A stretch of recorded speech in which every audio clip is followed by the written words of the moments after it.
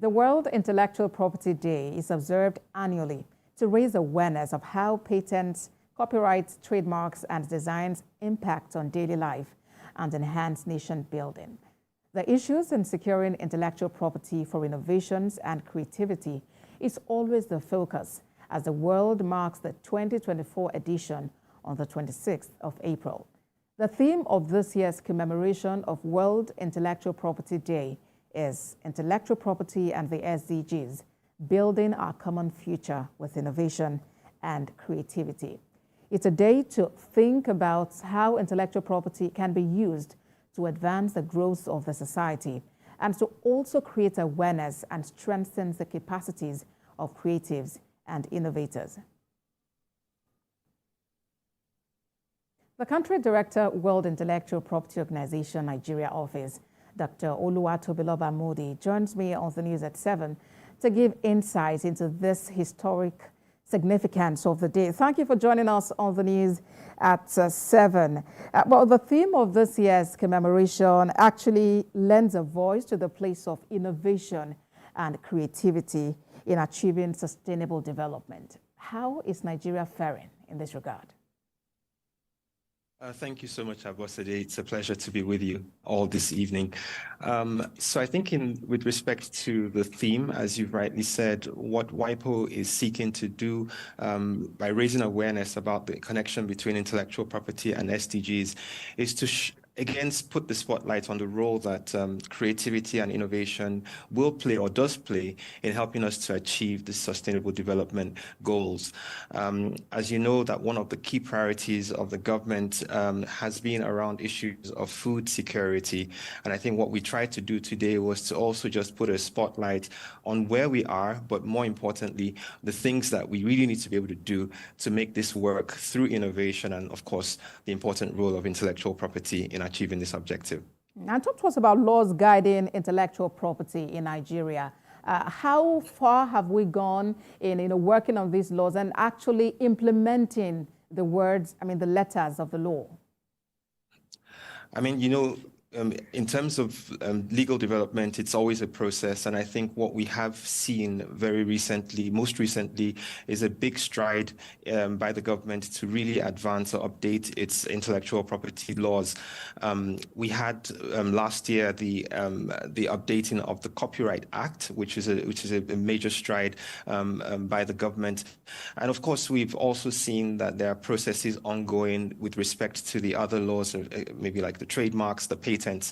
There is also ongoing conversations around, for example, the development of a geographical indications bill. And I think what it does tell us is that this is an area that is building or is attracting significant interest.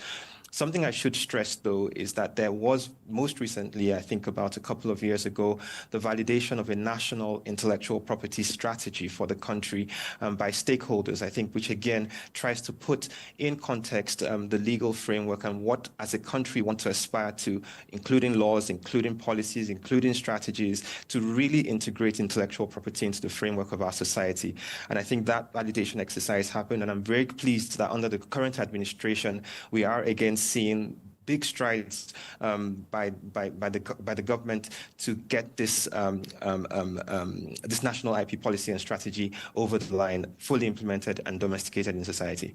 And what would be your counsel to individuals, creatives, organizations, and even government towards upholding, our intellectual property and encouraging young people, to get more involved?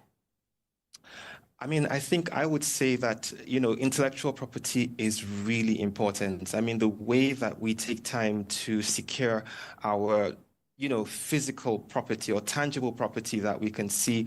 When people own homes or they own cars, they make efforts to lock it. They make efforts to put fences around their homes. And what they try to do is they do this because they recognize that they have ownership over it.